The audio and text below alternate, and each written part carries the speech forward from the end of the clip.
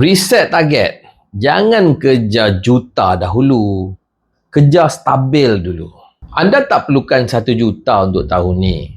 Anda cuma perlukan RM100 sehari. Tapi konsisten. Ramai usahawan gagal bukan sebab tak ada impian besar.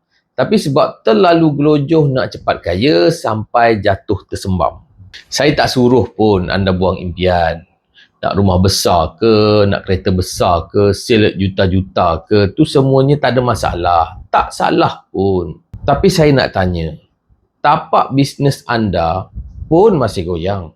Tapi anda dah pasal impian setinggi langit. Macam mana tu bos? Ramai owner ni, dia down, dia give up, dia rasa gagal.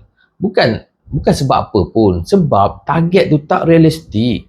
Target tu tak ikut fasa. Target tu tak ikut kapasiti sebenar.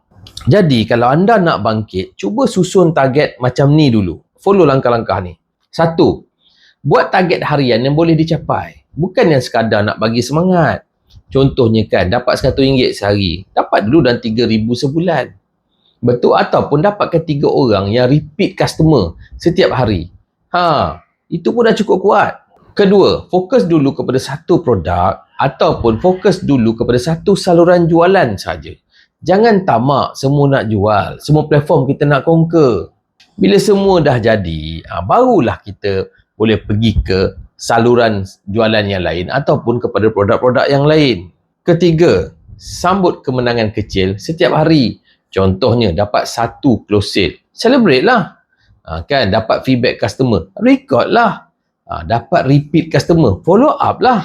Momentum besar ni datang daripada langkah kecil yang tak henti-henti. Bukan tak boleh nak mimpi tinggi. Tapi kadang-kadang anda tak tahu cara nak hidup hari ini.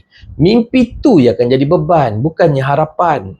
Kalau anda rasa bisnes anda stuck sebab tak capai angka besar, jangan sedih. Mungkin Allah nak anda belajar cara jadi konsisten dulu. Kemudian baru Allah akan ajar cara nak kaya. Follow saya setiap hari untuk strategi yang realistik, bukan fantasi.